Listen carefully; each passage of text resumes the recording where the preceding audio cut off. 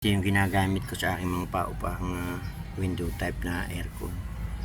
Subok ko na ito at ako rin ang naglilinis nito. Ayan, ganyan kadumi yung tinanggal kong aircon. Grabe, puro putik na.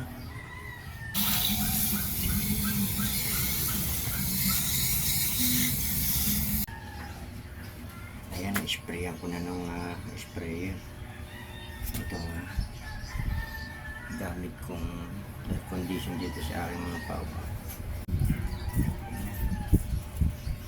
Linis na yan. Ito kasi binuksan ko rin para malinis din yung pinakaloob niya. Pinakaloob niya dito. Hindi ko na lang kasi naipakita kasi nalalagyan ko na ng lock. Lalagyan ko na ng to. Okay. Tinesting ko muna bago ko iakyat doon sa pinaglalagay niya para sigurado na walang naging problema. So yan ang maanda na siya. Yun, dagdag kaalaman lalo doon sa mga magkakabit pa lamang ng aircon na okay din naman yung mga window type basta mababa lang yung horsepower para medyo matipid sa kanyang kuryente. Okay naman.